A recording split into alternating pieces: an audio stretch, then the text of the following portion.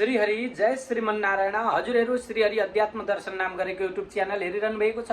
सदा झैं आज पनि म उपस्थित भइसकेको छु तपाईहरुका सामनेमा पुरुषोत्तम महिनाको महात्म्य लिएर। पुरुषोत्तम महिनाको आज 11औं दिनको 11औं अध्याय महात्म्य म हजुरहरूका सामनेमा यो महात्म्यको कथा श्रवण गराउन गइरहेको छु। पुरुषोत्तम महिनाको के रहेको छ त महात्म्य, कस्तो रहेको छ यो पुरुषोत्तम महिनाको महात्म्य। हामीले हिजोसम्मका कथाहरूमा मेधावी ऋषिकी छोरीको विवाह नभइसकेपछि मेधावी ऋषिले वर खोज्दै जाने क्रममा विभिन्न ठाउँमा घुम्दै गए, तर कहीँ पनि वर नभेटेर आफ्ना छोरीका लागि भनेर उचित वर प्राप्त नगरिकन फर्किँदै गर्दा उनलाई अत्यन्तै धेरै शिर दर्द भयो, टाउको दुखिसकेपछि यिनी अत्यन्त दुखित भएका मेधावी ऋषि घरमा आइपुगेपछि डङरङ्ग पछारिए। बुबा के भयो भन्दै छोरी बाहिर आएर आँगनमा यसो आफ्ना बुबा लडेका बुबाका शिरलाई काखमा राखेर बस्दै मेधावी ऋषिले परब्रह्मको चिन्तन गर्दै भगवान श्रीहरिको चिन्तन गर्दै आफ्नो प्राणलाई त्यागे।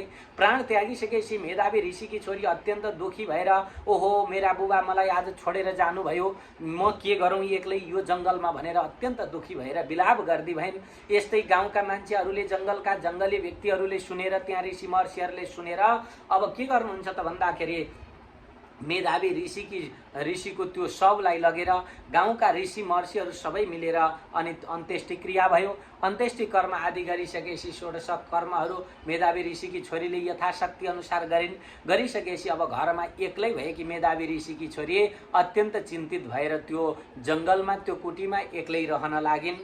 यस्तै गरी एक्लै बस्दथिन्। उनकी आमा पनि पहिले नै बितेकी, दाजुभाइ काका भतिजा कोही पनि थिएनन्। यस्ता प्रकारले एक्लै बसेकी यी मेधावी ऋषिकी छोरी जङ्गलमा एक्लै बसिरहेकी थिइन्। एक दिन के भयो त भन्दाखेरि दुर्वासा ऋषि आइपुग्नु भयो, जो मेधावी ऋषिका साथी हुनुहुन्थ्यो। दुर्वासा ऋषि त्यो जङ्गलमा आइपुगिसकेपछि ती मेधावी ऋषि बसेका ठाउँमा आइपुग्नु भयो। ती ऋषिकी छोरीले पनि दुर्वासा ऋषिको अत्यन्तै धेरै सेवा गरिन्। आफ्ना बुबाका साथी आज आउनुभएको छ आश्रममा भनेर अत्यन्तै धेरै ठुलो सेवा गरेर बस्दै भइन्। जब ती मेधावी ऋषिकी छोरीले सेवा प्राप्त भइसकेपछि उनले दुर्वासा ऋषिसँग निवेदन गरे, प्रभु मेरो चाहिँ अत्यन्तै धेरै दुःख कष्ट पाइरहेकी छु, मैले यो जङ्गलमा बसेर दुःख पाइरहेकी छु। किन भन्दाखेरि मेरा पिताजीले पनि मलाई छोडेर जानुभयो, एक्लै असहाय, यस्तो कसैको सहारा नभएकी, काका दाजु भाइ भतिजाहरू नभएकी, आमा नभएकी, बुवा नभएकी, म एक्लै यो संसारमा बसिरहेकी छु। त्यति मात्रै नभएर मेरो विवाह गर्ने उमेर भइसक्यो, तर विवाह गर्ने उमेर भए पनि मेरो विवाह भएको छैन। अत्यन्त दुखी भएको छु। हे गुरुदेव मलाई केही गर्नु पर्यो, हजुरले केही उपाय बताइदिनु पर्यो भनेर हात जोड्दै भइन्। यस्तो देखेर दुर्वासा ऋषिले करुणाले एकदम परिप्लुत भएर करुणा आयो दुर्वासा ऋषिलाई। ती आफ्नी सखाकी, आफ्नी साथीकी, बाल सखाकी छोरी दुखी भएको देखेर उनलाई दया लाग्यो। दुर्वासा ऋषिलाई दया लागेर दुर्वासा ऋषिले भन्नुहुन्छ, हे कल्याणी तिमीले के गर त भन्दा अबका 3 महिना पछाडि यो पुरुषोत्तम महिना आउँदैछ, पुरुषोत्तम महिनाको व्रत गर।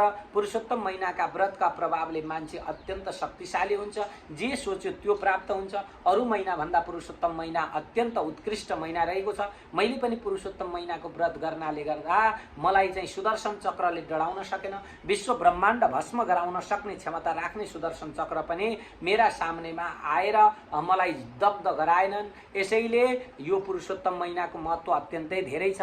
12 महिनामा धेरै महत्त्वशाली यो पुरुषोत्तम महिना रहेको छ। 12 महिना भन्दा पनि अलग महिना यो पुरुषोत्तम महिनाको महत्त्व रहेको छ भनेर यस्ता प्रकारले दुर्वासा ऋषिले मेधावी ऋषिकी छोरीलाई भनिसकेपछि मेधावी ऋषिकी छोरीले भनिन्, ओहो हजुरलाई के भयो आज?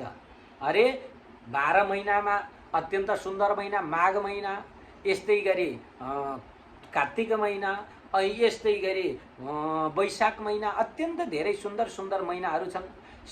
यस्तै साउन महिना भगवान शिवको महिना रहेको छ। यी सारा महिनालाई तपाईले छोडेर कहाँको यो मलमासको कुरो गर्नुहुन्छ? मलमास उचित छैन भनेर उनले भनिन्। यो सुनेर दुर्वासा ऋषिलाई क्रोध आयो, तर क्रोधलाई कन्ट्रोल गरेर दुर्वासा ऋषिले विचार गर्नुभयो, यी त कलिली केटी हुन्, बालिका छन्, यिनको के भन्छ यिनले चाहिँ नजानेर भनेकी हुन् भनेर दुर्वासा ऋषि आफ्नो बाटो लाग्नुहुन्छ। उनलाई तिमी चाहिँ ल कल्याण होस् तिम्रो भनेर दुर्वासा ऋषि बाटो लाग्नुभयो। यता दुर्वासा ऋषि बाटो लागिसकेपछि अब यी कल्याणीले तपस्या गर्न लागिन्। जसै कल्याणी तपस्या गरेर यी मेधावी ऋषिकी छोरी तपस्या गरिन्। कसको त भन्दा भगवान भोले बाबाको आशुतोष भगवान श्री शङ्कर भगवानको तपस्या गरेर बस्ती भइन्। यिनी अत्यन्तै धेरै कठोर तपस्या गर्न लागिन्। सावित्रीका पति भगवानलाई हटाएर यी कन्याले अन्धकासुर वध गर्नेवाला आशुतोष भगवानको तपस्या गर्न लागिन्। नारद भगवान नारायणलाई सोध्नुहुन्छ, अचि करद कुमारीयम महत्कर्म सुदुष्करम मुनिनामपि सर्वेषां तन्मे वद महामुनि। हे महामुनि, हे नारायणजी, यी कन्याले अब यो तपस्या गर्न लागिसकेपछि कसरी गरिन् यो सबै मलाई बताइदिनुहोस् भनेर यस्ता प्रकारले सोधिसकेपछि भगवान नारायण भन्नुहुन्छ। त्यस पछाडि कुमारीले शान्त सनातन पाँचमुखे शिवजीलाई एकाकार सम्झिरहन्। अत्यन्तै धेरै तपस्या गरेर कठोर तपस्या गर्न सुरु गरिन्।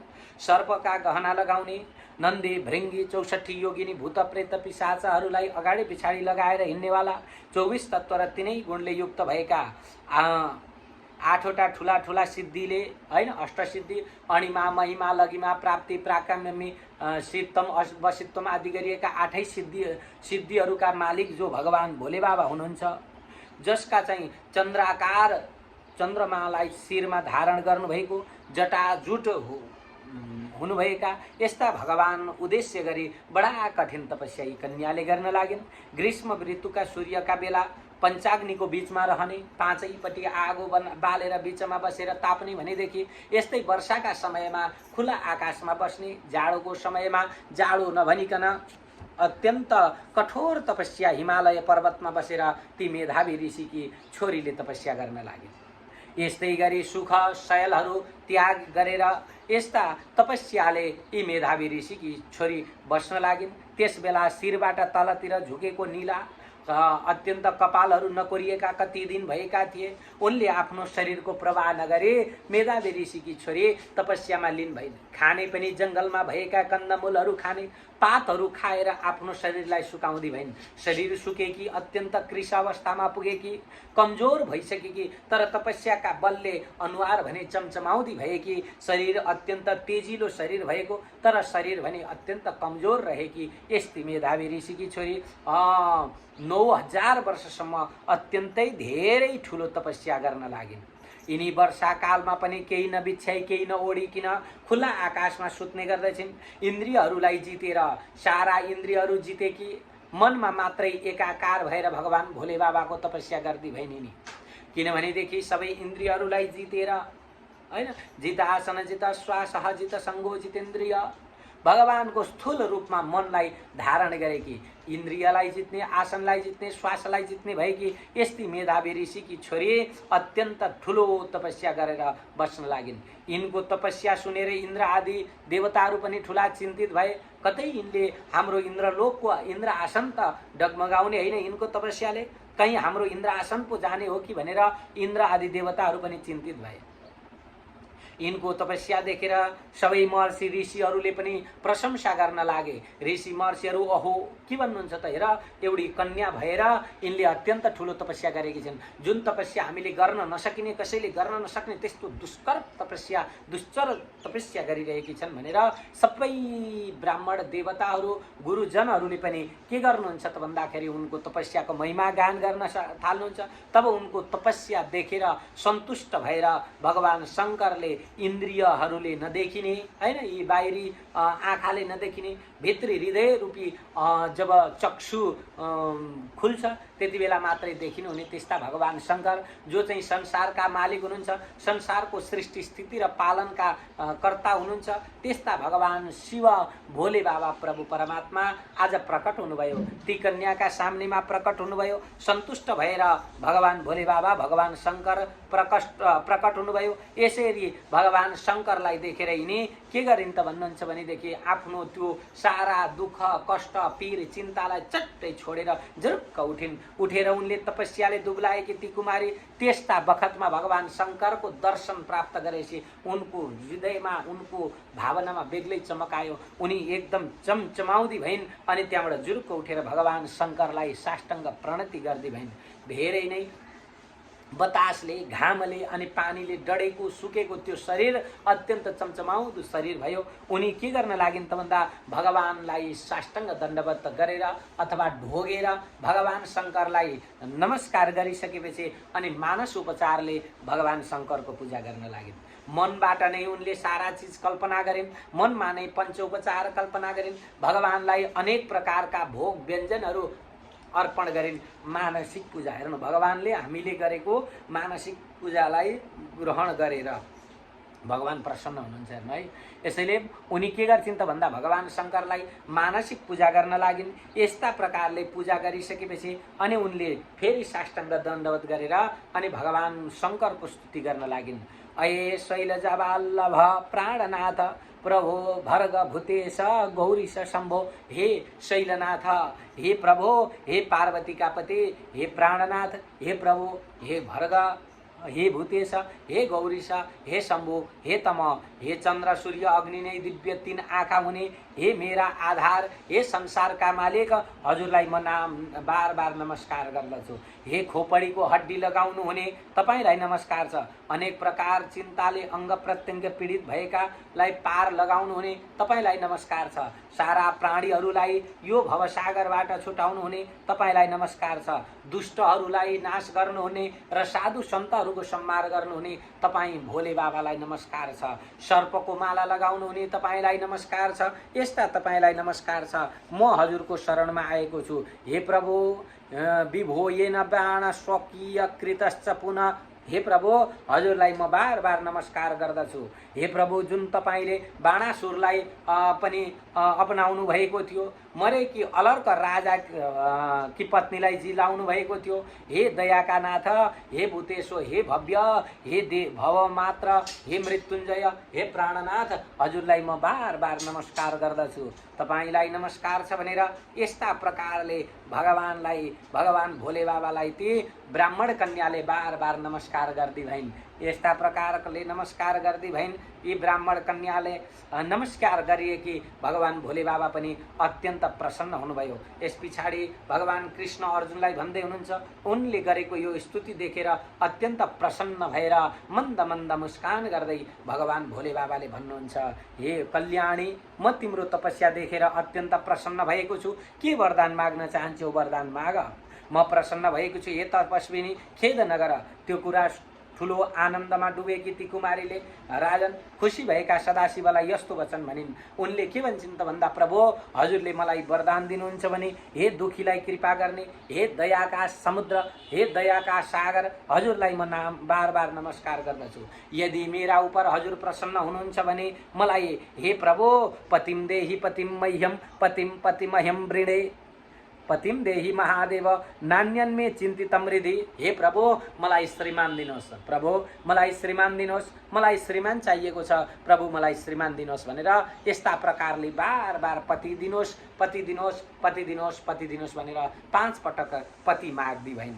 यस्ता प्रकारले उनले पति मागेर अनि भगवानसँग भगवान भोले बाबाका अगाडि शान्त भएर उभिन्। एवं उक्त्वा तदार्षेयि वीरराम कपर्दिनी तदा कन्या महादेव जगाद मुनि कन्याकाम। यस्ता प्रकारले शान्त भएकी ती मुनिकी छोरीलाई देखेर भगवान शिवले के भन्नुहुन्छ त भन्दाखेरि, हे कल्याणी, त्वया यत्त्व मुखे नोक्तम तदस्तु मुनि कन्यके पञ्चकृत्व त्वया यस्मात् पति सम्प्रार्थितो धुना। तिमीले आफ्नो मुखले जुन मागेकी थियौ त्यो म तिमीलाई दिनेछु। म प्रसन्न भएको छु। तिमीले 5 पटक पतिम पतिम पतिम पतिम भनेको हुनाले मलाई श्रीमान दिनुहोस्, मलाई श्रीमान दिनुहोस्, दिनुहोस् हजुर, मलाई श्रीमान दिनुहोस् भनेर यस्ता प्रकारले 5 पटक पति मागेको हुनाले तिमीलाई 5 पति हुनेछन्। यसैले तिमीलाई 5 पति हुनेछन्। ती कस्ता हुनेछन् त भन्दा अत्यन्त सुरा हुनेछन्, धर्मज्ञ हुनेछन्, धर्मलाई जानेका हुनेछन्, नीतिशास्त्रमा विशारद हुनेछन्, नीतिशास्त्रमा जानेका हुनेछन्, ज्ञानी र ध्यानी हुनेछन् तिम्रा 5 भाइ पतिहरू भनेर यस्ता प्रकारले भगवान भोले बाबाले उनलाई वरदान दिनुभयो। यो वरदान सुनेर यी मेधावी ऋषिकी छोरीले भनिन्, एवं मे गिरिजा कान्त मातु लोकेति कौतुकम। हे प्रभु, हे गिरिजा कान्त, हजुरले मलाई वरदान त दिनुभयो, तर यो त कसरी हुन सक्छ? एउटी पत्नीका 5 भाइ पति कसरी हुन सक्छन्? कसरी रहने मैले? यो अनर्थ नहोस् भनेर यस्ता प्रकारले भन्छन्। न दृष्टा न श्रुता क्वापि नारिएका पञ्चभत्रिका। मैले त आजसम्म 5 जना पति भन्ने कुरो त सुनेकी पनि थिइनँ, देखेकी पनि थिइनँ। यसैले 5 पति कसरी हुन सक्छ? मलाई यो वरदान नदिनुहोस् भनेर यस्ता प्रकारले भनिसकेपछि उनले भगवान भोले बाबा भन्नुहुन्छ, हेर तिमी माथि म प्रसन्न छु, तिमीले गरेको यो तपस्याबाट म प्रसन्न भएको छु, यसैले तिमीलाई 5 वटा पति त प्राप्त भइ नै हाल्छ। किनभने तिमीले 5 पति मागेकी भएकाले तिमीलाई 5 पति प्राप्त हुन्छ। यदि तिमीले चाहिँ यो जन्ममा चाहन्नौ भने तिमीलाई अर्को जन्ममा म 5 पति प्रदान गर्नेछु। तिमीले गरेको यो पुरुषोत्तम महिनाको अनादर, तिमीले पुरुषोत्तम महिनाको अनादर गरेकी छौ। अरे ती भगवान जो कमलनयन भगवान, पुरुषोत्तम भगवान, जसले यो संसारको सृष्टि स्थिति र लय गर्नुभएको छ, तिनै भगवान, उहाँका इच्छा बिना संसारमा एउटा पात पनि हल्लिँदैन। तिनै पुरुषोत्तम भगवानको तिमीले अनादर गर्यौ, ती पुरुषोत्तम भगवानको अनादर गरेकी छौ। भगवान पुरुषोत्तम कस्तो हुनुहुन्छ त भन्दा उहाँकै इच्छाद्वारा हामीहरू चलेका छौँ। भगवान पुरुषोत्तमले नै आज्ञा गरिसकेपछि मैले संहार गर्छु। ब्रह्माले सृष्टि र विष्णुले पालन गर्नुहुन्छ। तिनै पुरुषोत्तम भगवानका अधीनमा रहेर, कालले पनि पुरुषोत्तम भगवानका अधीनमा रहेर आफ्नो कार्य गर्दछन्। चन्द्रमा, सूर्य र सारा 33 कोटी देवी देवताहरू पनि तिनै भगवान परमात्मा परम पुरुष भगवान पुरुषोत्तम भगवानका अधीनमा रहेर सबैले आफ्ना आफ्ना कर्महरू गर्दछन्। त्यस्ता पुरुषोत्तम भगवानको अनादर तिमीले गरेकी छौ। पहिले कुनै समयमा जब दुर्वासा तिम्रा सामनेमा आए, दुर्वासा भनेको मेरै अंश हो, म नै दुर्वासा भएर तिम्रा सामनेमा आउँदा तिमीले के गर्यौ त भन्दाखेरि मेरो वचनलाई उल्लङ्घन गर्यौ। दुर्वासा कस्ता भन्दाखेरि एकपल्ट रिसाए भने सारा विश्व ब्रह्माण्ड दग्ध गर्न सक्ने क्षमता भएका दुर्वासालाई तिमीले के गर्यौ त भन्दाखेरि उनको शब्दलाई अनादर गर्यौ। दुर्वासा ऋषिको अनादर गरेकी छौ। यसैले तिमीलाई यो प्राप्त त भइ नै हाल्छ। जाऊ, तिमीलाई यो जन्ममा नभए अर्को जन्ममा तिमीलाई प्राप्त हुनेछ भनेर यस्ता प्रकारले भगवान भोले बाबाले भन्दा भन्दै अन्तर्ध्यान हुनुभयो। यिनी पनि आश्चर्य भइन्, ओहो, भगवान बोल्दा बोल्दै कहाँ अन्तर्ध्यान हुनुभयो? भगवान शिव प्राप्त गरिसकेपछि पनि मैले संसारको यो पति रूपी काम वासनालाई मागे भन्ने सोचेर उनी अत्यन्त चिन्तित हुन लागिन्। यिनी अत्यन्त चिन्तित भइन्। भगवान भोले बाबा बिलाउनु भयो। अनि यिनी के गर्छिन् त भन्दा, ओहो, आज भगवान शिव मेरा सामनेमा हुनुहुन्थ्यो, तर पनि मैले के मागे त भन्दा सांसारिक कामना मागे, संसारको वासनालाई मागेकी छु। म त के माग्नु पर्थ्यो त भन्दा भगवानतर्फ मुख फर्काउनु पर्थ्यो, आज भगवानबाट विमुख भएको छु भनेर यस्ता प्रकारले चिन्तित गर्दै यी मेधावी ऋषिकी कन्या पनि के गर्न थालिन् त भन्दाखेरि दुर्वासाको उपदेश नमान्ने ती मुनि कन्यालाई पनि चिन्ताले पीर पार्न थाल्यो, पिरोल्न थाल्यो। ओहो, आज मैले ऋषिको अपमान गरेँ, आज मैले मेरा भगवानको अपमान गरेछु, मैले त्यो अपमानको फल प्राप्त हुनेछ भन्ने उनी चिन्तित हुँदै आफ्नो समयलाई व्यतीत गर्दै भइन् भन्ने कथा यो 11औं अध्यायमा आउँदछ। बोल पुरुषोत्तम भगवानको जय, श्री कृष्णचन्द्र भगवानको जय, लक्ष्मी नारायण भगवानको जय, जगन्नाथ गुरुजी महाराजको जय। हजुरहरूका सामनेमा भोलि फेरि म 12औं अध्यायको कथा लिएर उपस्थित हुनेछु। तबसम्मको लागि बिदा दिनुहुनेछ। एकपटक मनोकामना धाम तुमलिङटार अवश्य आउनुहुनेछ। श्री हरि आध्यात्मिक गुरुकुलको सदस्य बन्नुहुनेछ भन्दै बिदा हुन चाहन्छु। श्री हरि, जय श्रीमन्नारायण, ओम हर हर महादेव।